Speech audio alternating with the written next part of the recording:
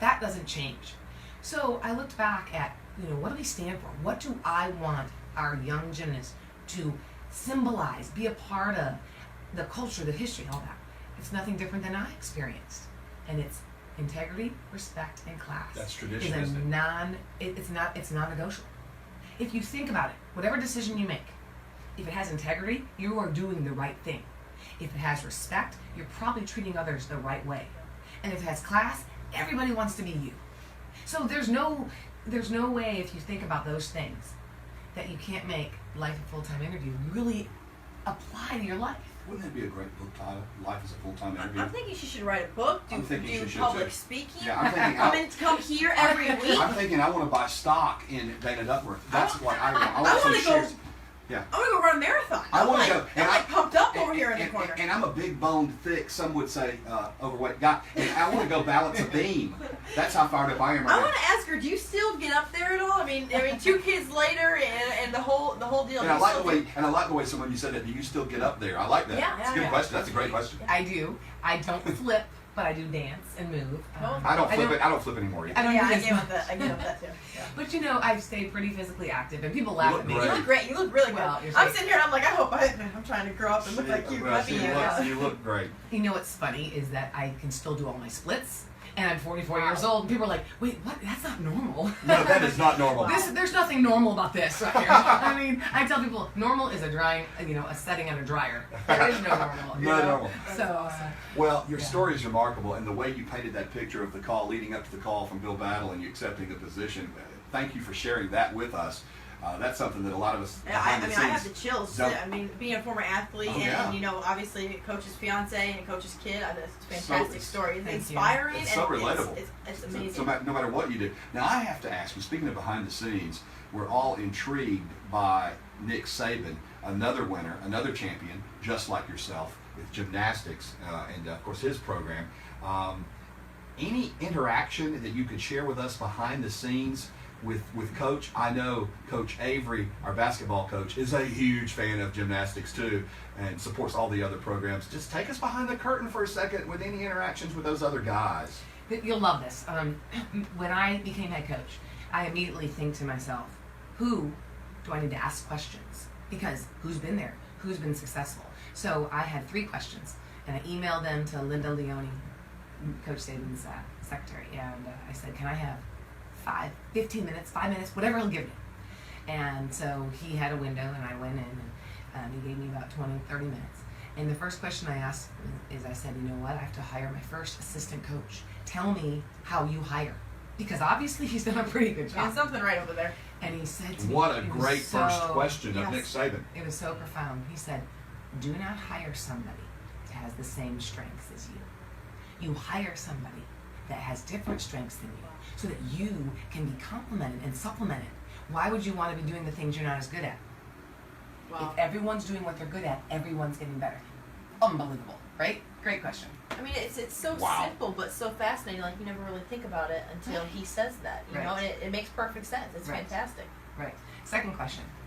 What is the biggest mistake you made going from an assistant coach to a head coach? Because, he was at Kent State, he was at Michigan State, he had lots of different things.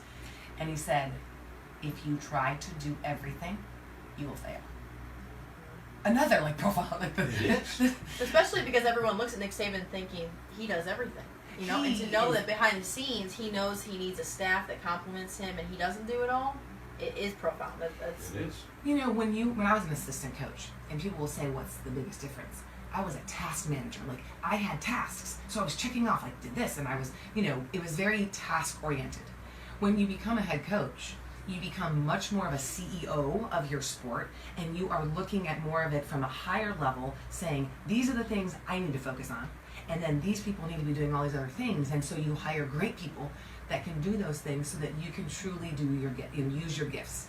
And so I love recruiting. So yes, I go on the road, and I love to develop those relationships.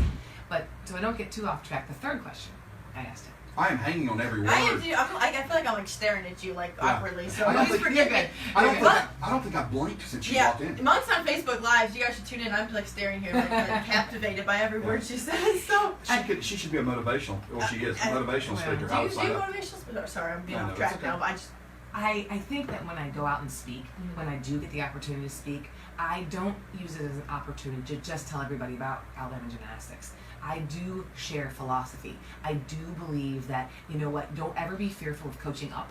Because sometimes I'll have an audience of people that have a lot more experience than I do in different realms of their life, whether it's a corporate business or whether it's running a lot of different things. But I also feel like one thing that I was told when I was a Pfizer rep, and this was, this was the job in Trustville, when the president of the company was on a sales trip with me and looked at me, he goes, "You're fearless. You're not afraid to ask a question."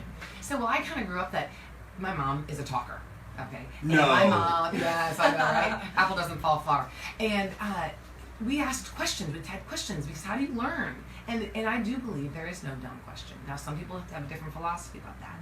Nick Saban. If I don't know something, I've never philosophy about that. Nick Saban, media. I'm not afraid to ask it. But, Right. Being brave, being fearless. And so being coaching up, to me, every time I speak, is the opportunity for me to be able to share philosophies and maybe inspire somebody. Because you never know. You could be sitting with an audience and somebody could be in a really dark place right now. And just by giving them a nugget, think about this. You're in a chapter, but guess what? No chapter is forever. You will get to the next chapter. How are you going to get there? A lot of that's personal choice. Am I going to self-talk, be positive, or am I going to beat myself? I mean, lots of things. I love that stuff. I really love it. I love it too. I love it too. So my third question. We're still in Nick Saban's office. Yes. Sorry, back to Nick Saban's office. This is Alabama head gymnastics coach Dana Duckworth. She's just taken the position. She's in Nick Saban's office. She's got some time one-on-one with the coach, and she's asking him questions to help her as she moves forward. And we're in the office with her. Yes. And so the third question is one piece of advice, anything. And he was so good. He takes his hands and goes like this. You have to be you.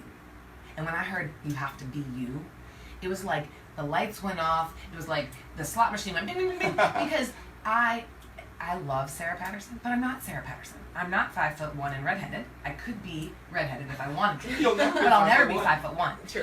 But like you have to make it your own, Coach, right? that's the whole thing. You followed a legend. Yes. What was it like to take all those footsteps? I mean, to know that you played for her and now you're taking over that role. I mean, the pressure. Some would be intimidated. I'll bet you were not.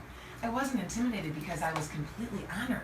It was all about, this is a privilege, this is an opportunity for me, because when you have been in the program for so long, and this is what I tell people, all I know is Alabama gymnastics. All I experienced was excellence at every level. Academically, how we handled the community, what we did on the arena floor. So why would I expect anything less?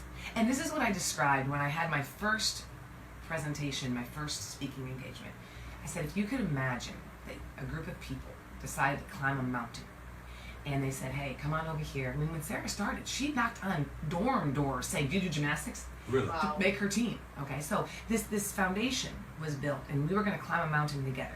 So here you have an All-American added in, you have an SEC championship, a national championship, you got academic All-Americans. So you're climbing this mountain together, but you decide, instead of climbing the mountain just to climb the mountain, build a set of stairs so that people can follow you. So when I look at Sarah and David's career, they built this mountain. And this is the way I looked at this, is that at the top of the mountain, they took a flag and they put it at the top and they said, this is where we took the program. Dana, here's the flag. Now you have two choices. You're going to go down the mountain and things are going to crumble, or you're going to set your eyes on a higher peak. And that's what I did. I said, I want to set our eyes on a higher peak. Now, to maintain a program at a high level, I would have to say maybe a little more challenging than taking a program that hasn't done well and building it. Totally agree. Right. Completely agree. But here's the deal. I looked at my husband, I looked at my family, I said, we're signing up.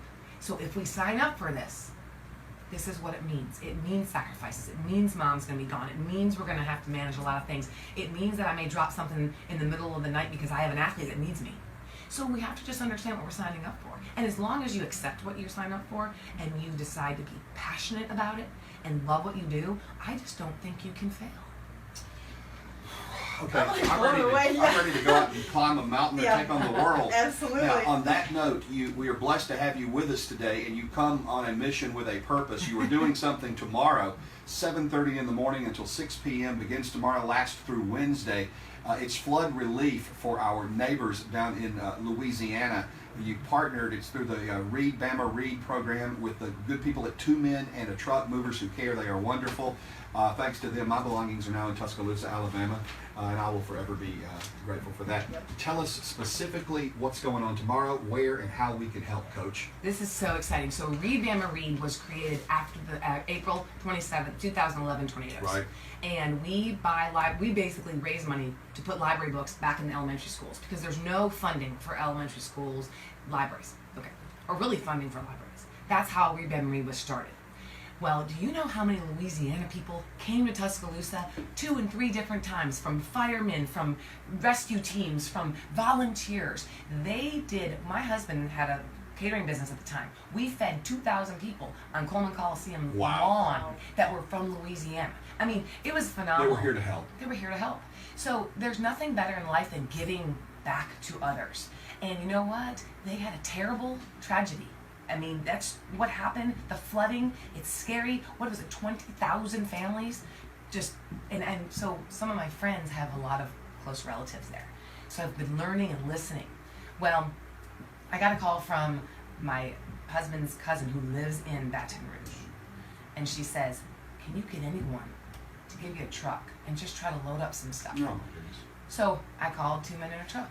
And They I were said, ready to go? hey, would you help?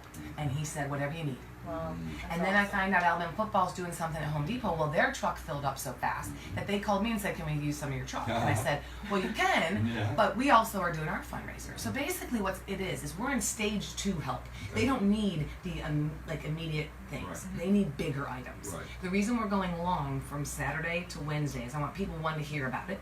2, I want people to go in together. Because, a set of sheets is not cheap. Right. If you all put, 3 people put in $10, $15, you can get them a nice set of sheets. People listening right now at work, people can go to church and put together groups to help and do this, and do it as a group. Yeah. Absolutely. So basically, we're going to be in the parking lot of the Winn-Dixie Northport Highway 82 in the parking lot from 7:30 to 6 every day.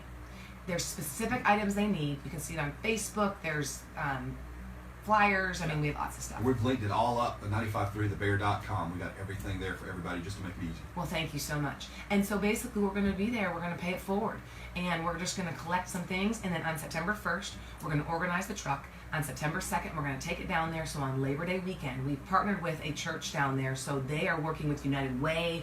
And so we have it very streamlined where we know that people are going to get what we are sending. Important. Okay? If people want to do gift cards, we're going to have a special envelope that's going to be in the hands of the coordinator that's there every day. Sometimes that's just the easiest thing to do. Yep. Yet very, very helpful, obviously. Well, people need money. They need cash. They They need do. some things. And so we're trying to make it very easy. And what I think that's important, Bama Reed's all about integrity. It goes back to the foundation of Alabama gymnastics. Mm-hmm.